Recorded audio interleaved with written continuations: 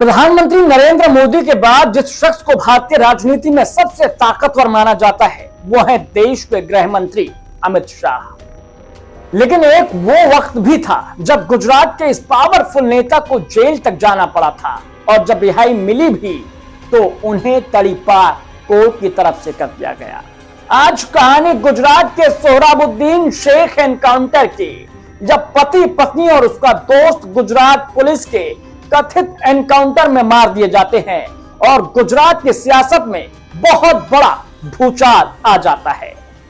23 नवंबर 2005 यही तारीख थी जब गुजरात का रहने वाला सोहराबुद्दीन शेख अपनी पत्नी कौसर भी और अपने एक साथी तुलसी प्रजापति के साथ एक बस में हैदराबाद से अहमदाबाद जा रहा था। रात के करीब 1:30 बजे गुजरात पुलिस के एंटी टेरर स्क्वाड ने महाराष्ट्र के सांगली में बस रुकवाई। तीनों को बस से उतार लिया गया। इस घटना के 3 दिन बाद यानी 26 नवंबर 2005 को सोहराबुद्दीन की मौत हो गई, जिसे गुजरात पुलिस के deputy inspector general DG Vanzara ने एनकाउंटर का नाम दिया, यानी एनकाउंटर करार दिया। इसके कुछ ही महीनों बाद सोहराबुद्दीन के साथी रहे तुलसी प्रजापति का भी एनकाउंटर कर दिया गया। सीबीआई के मुताबिक सोहराबुद्दीन एक गैंगस्टर था, उस पर आतंकवादियों से भी कनेक्शन था, संबंध रखने के इल्जाम थे। सोहराबुद्दीन कारोबारियों को धमकी देकर पैसा वसूला करता था। गुजरात पुलिस काफी वक्त से सोहराबुद्दीन को जाल में फांसने की कोशिश कर रही थी, लेकिन वो हर बार पुलिस को चकमा देकर फरार हो जाता था। इसी बीच पुलिस के पास एक ऐसा मौका आया जब सोहराबुद्दीन ने एक कारोबारी रमन पटेल से उगाही करने के लिए अपने 2 साथी सिल्वेस्टर और तुलसी प्रजापति को भेजा। दोनों ने कारोबारी रमन पटेल पर गोली चला दी और पुलिस ने सोहराबुद्दीन के खिलाफ नामजद एफआईआर दर्ज कर ली। यहीं से सोहराबुद्दीन शेख गुजरात पुलिस के जुर्म की फाइलों में शामिल हो गया।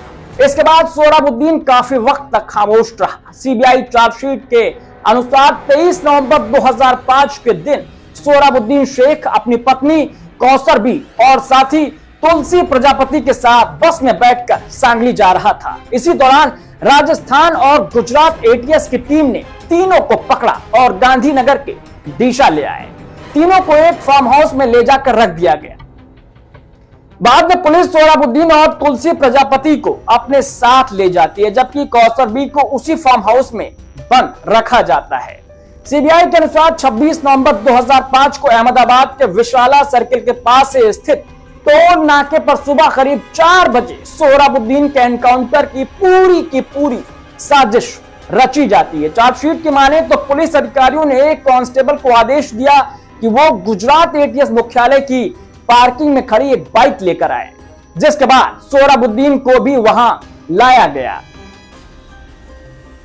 इसके बाद राजस्थान पुलिस के एक कांस्टेबल को कहा गया कि वो बाइक पर बैठकर जाए, फिर उससे अचानक छलांग लगा दी। जैसे ही कांस्टेबल ने बाइक से छलांग लगाई, पुलिस ने सोहराबुद्दीन को चलती कार से धक्का दे दिया।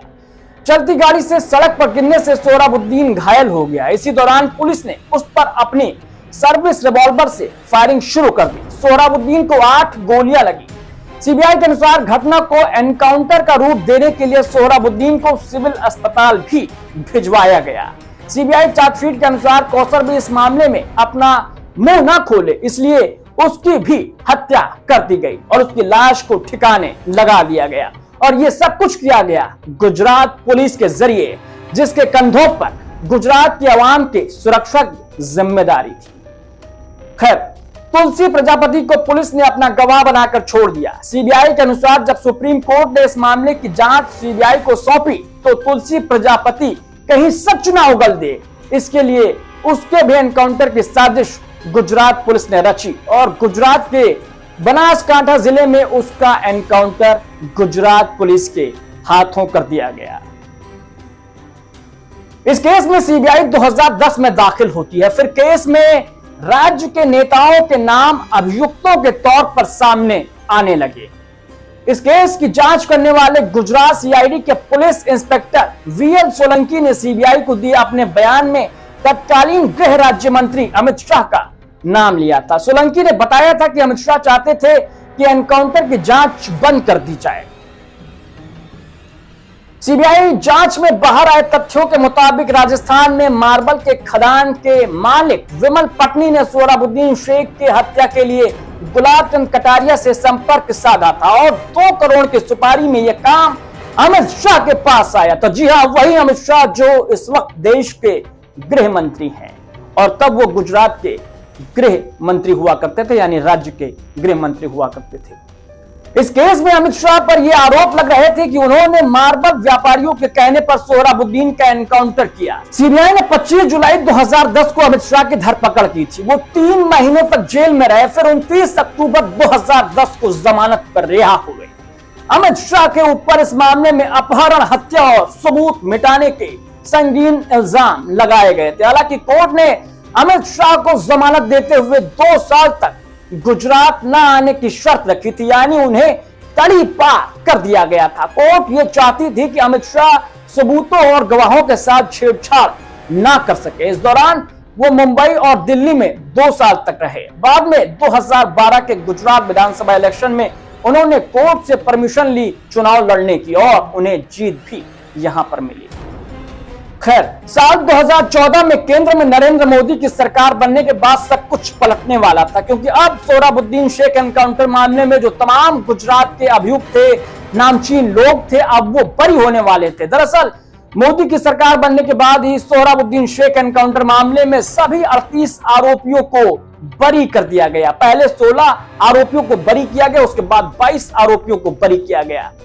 मोदी के प्रधानमंत्री बनते ही सारी की सारी तस्वीर बदल दी गई। 30 दिसंबर 2014 को अमित शाह, गुलाब चंद कटारिया, मार्बल किंग विमल पटनी, अहमदाबाद जिला बैंक के अध्यक्ष अजय पटेल और निदेशक यशपाल चुड़ासमा को मुंबई की विशेष सीबीआई कोर्ट ने सबूतों के अभाव में बरी कर दिया गया। लेकिन बात यह खत्म नहीं होती है। सीबीआई की चार्जशीट के मुताबिक इसमें मुख्य भूमिका निभाने वाले गुजरात के आईपीएस अधिकारी अभय चुड़ासमा, नरेंद्र अमीन, डीजी वंजारा, विपुल अग्रवाल, राजस्थान के आईपीएस अधिकारी दिनेश एमएन को भी सबूतों के अभाव में यहां पर बरी किया गया। 38 में से 16 आरोपी सबूतों के अभाव में और 92 गवाहों के पलट जाने के चलते ट्रायल से पहले यहां पर बाइज्जत बरी कर दिए जाते हैं कोर्ट के जरिए। बाद में सीबीआई कोर्ट ने इस केस से जुड़े बाकी पुलिस अफसरों, जिसमें 22 लोग शामिल थे, सब इंस्पेक्टर थे, इंस्पेक्टर थे और कांस्टेबल थे, उन्हें भी बरी कर दिया गया कोर्ट के जरिए। बता दें कि यह मामला पहले गुजरात में चल रहा था, लेकिन सुप्रीम कोर्ट के आदेश के बाद इसे मुंबई ट्रांसफर कर दिया गया था। इस पूरे मामले में कोर्ट ने क्या कुछ कहा था इन तमाम अभियुक्तों को बरी करते वक्त, तो सीबीआई कोर्ट ने स्वीकार किया था कि सोहराबुद्दीन शेख को गोली जरूर लगी थी, लेकिन ये साबित नहीं हो सका कि 22 आरोपियों में से, यानी कि 22 पुलिस के लोगों में से किसने सोहराबुद्दीन शेख को गोली मारी थी। कोर्ट ने 210 गवाहों से पूछताछ की, जिसमें 92 गवाह पलट गए और यहीं से ये पूरा का पूरा मामला पलट जाता। फिर चाहे हम ये समझ लें कि नरेंद्र मोदी के 2014 में सत्ता में आते ही ये तमाम फेरबदल होता है, या फिर हम ये समझ लें कि सत्ता का रसूख ही कुछ ऐसा है कि चाहे गुजरात की सत्ता में जब नरेंद्र मोदी थे, बीजेपी थी, तब से जो सिलसिला शुरू हुआ वो 2014 में मोदी के प्रधानमंत्री बनने तक में खत्म हो गया। 30 दिसंबर 2014 को तमाम बड़े जो अभियुक्त थे, जिनमें अमित शाह शामिल थे, गुलाब चंद कटारिया थे, तमाम जो नेता थे, वो चाहे मार्बल कारोबारी रहे हों, वो तमाम लोग रिहा कर दिए जाते हैं सबूतों के अभाव में। और खासकर यहाँ पर ध्यान देने वाली बात यह है कि कोर्ट के ट्रायल से पहले इन लोगों को बरी किया जाता है, यानी कि किसका दबाव था आप इसे भली भांति समझ सकते हैं। फिलहाल के लिए बहुत बहुत शुक्रिया, धन्यवाद इस वीडियो को आखिर तक देखने के लिए। लेकिन अगर आपको वीडियो पसंद आए तो इसे लाइक कर दीजिए, चैनल पर नए हैं सब्सक्राइब कर दीजिए और बेल आइकन दबाना मत भूलिएगा। नमस्कार।